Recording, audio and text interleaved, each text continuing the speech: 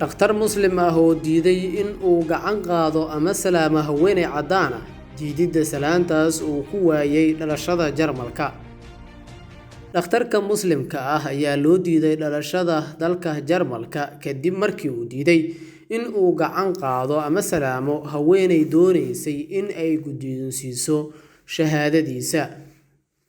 Walaal saar aragtidaada ka dhiibo oo sheer garee muuqaalkan si uu u gaaro saaxiibo badan. Mahadsanid, like-na waa inoo muhiim.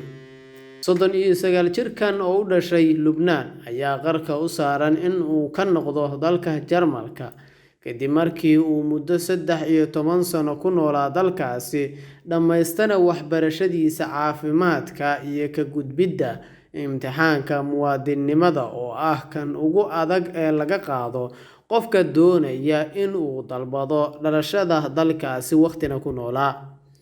Laakiin waxa uu ku guuldareystay caqabadii ugu dambeysay kadib markii uu diiday in uu gacan qaado ama gacanta ku salaamo haweeneyda mas'uulka ka ahayd xafladda lagu guddoonsiinayay shahaado, taasi oo keentay in mas'uuliyiinta gobolka ay u diidaan muwaadinimadiisa.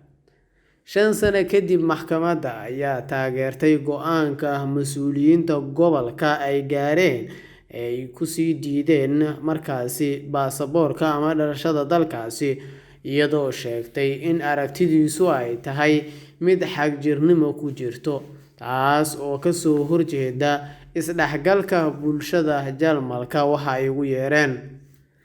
Dhakhtarkan ayaa waxa uu galay dalka Jarmalka sanadkii 2002, waxa uuna ku noolaa halkaas si sharci ah tan iyo markaasi. Waxa uuna Jarmalka ku guursaday haweeney asal ahaan ka soo jeeda Syria 10 sano ka hor, isagoo u ballan qaaday in uusan weligiis gacan qaadi doonin ama gacanta ku salaami doonin haweeney kale taasi oo ajnabi ka ah. Waxa uu bilaabay codsigiisa muwaadinimada Jarmalka sanadkii 2012, waxa uuna saxiixay waraaqaha lagama maarmaanka ah isagoo ku dhaartay in uu dastuurka Jarmalka ilaalinayo oo uu diidayo waxa loogu yeero xagjirnimada. Laakiin maxkamadda waxay sheegtay in gacan qaadka uu ahaa mid aan waafaqsanayn damaanadda dastuurka ee sinaanta ragga iyo dumarka. Haddii codsaduhu diido in uu gacan qaado ama salaamo sababtoo ah arrimo la xiriira jinsiga oo aan waafaqsanayn dastuurka, ma jirto isdhexgal lagu sameynayo xaaladaha nololeed ee Jarmalka, ayay yiraahdeen mas'uuliyiinta Jarmalka. Tani waxay si gaar ah u qusaysaa haddii diidmada gacan qaadka ah ee ka dhanka jinsiga kale, sida kiiskan oo kale, ay u adeegsanayso sii xoojinta xukunka salafiye ah oo ku saabsan xiriirka ka dhexeeya ragga iyo dumarka, ayay hadalkooda sii raaciyeen iyagoo markaasi ka hadlaya xukunka lagu riday muwaadinkan doonayay inuu dalbado sharciga Jarmalka ahna dhakhtar waddankaasi ka howlgala. Jarmalka ayaa in badan walaac ka qaba waxa uu ugu yeeray wadaadada xagjirka ah, kuwaas oo tiro yar ka ah tirada dadka muslimiinta ah ee waddankaasi ku nool. Diidmada dhakhtarkan ee ah in uu gacan qaado haweeneyda Jarmalka ah ayaa ka timid kadib ballanqaad uu u sameeyay xaaskiisa oo markaasi uu sheegay in uusan haweeney salaami doonin ajnabi ka ah.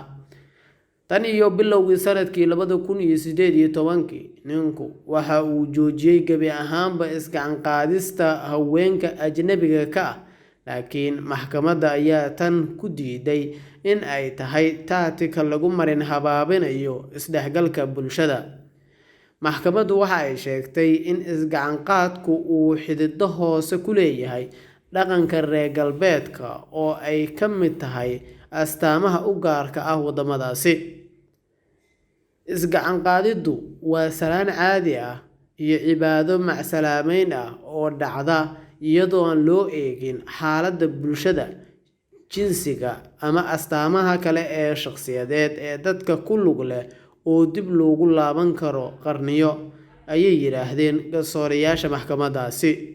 Dhakhtarkan ayaa hadda racfaan ka qaadan kara go'aanka maxkamadda federaalka dalkaasi ku riday si uu mar kale u codsado sharcigani.